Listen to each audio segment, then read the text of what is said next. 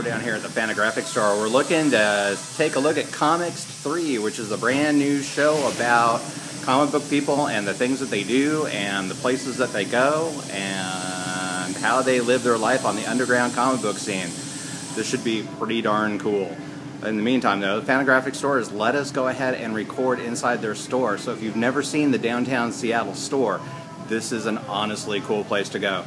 So as I kind of move my big head out of the way, this is the Fantagraphics store in Georgetown, and it is an amazing place to go be and visit and see and otherwise be involved with. Definitely the place you want to come and take a look at it. So what we're going to do next is we're going to pan around so you can kind of see the store. But in the meantime, let's see if we can go talk to some of the authors and other folks on this one.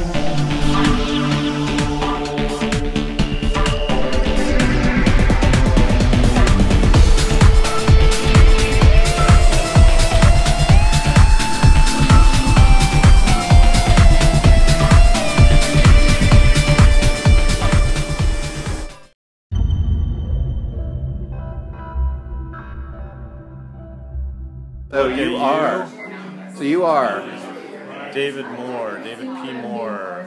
And why did you make the movie Comix 3? Well, it's Hooked on Comix 3 is with Dame Darcy and Tony Millionaire, and you know, I started it a couple of years ago or a few years ago, and it took a while to get finished, but basically I started doing these series. Hooked on Comix 1 was with 19 cartoonists, and that was done in Seattle started almost 20 years ago, in the 90s, early 90s, and basically that had Seattle artists and a couple people from Vancouver, and one Dan Klaus from San Francisco. But it was produced up in Seattle, and then I moved to Chicago and did Hooked on Comix 2, which had 6 cartoonists, and that was all done in Chicago and had local Chicago artists. And then I moved to LA and decided to do another one there, and Dame Darcy and Tony Millionaire were in LA, so we filmed them there. Yeah. So what are we going to see when we see Hooked on Comix 3?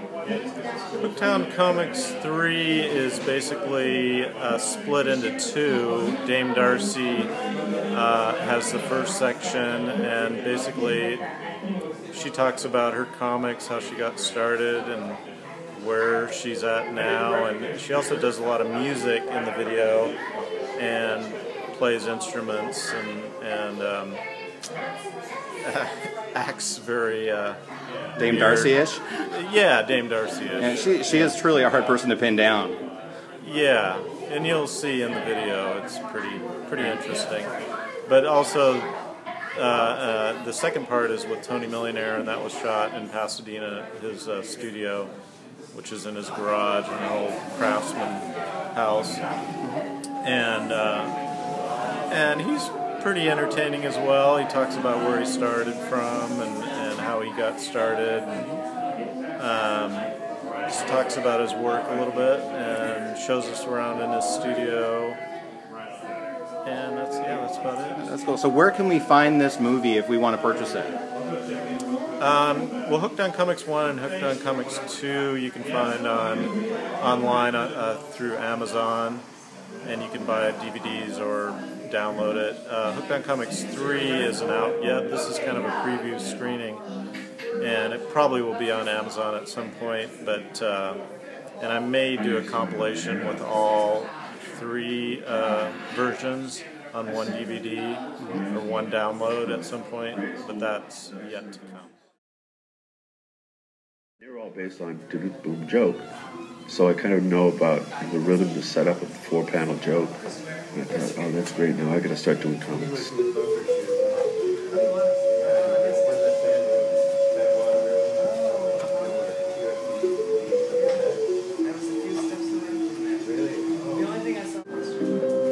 I'll always do the Maki strip. I mean, as long as any newspaper will carry it, I love that strip.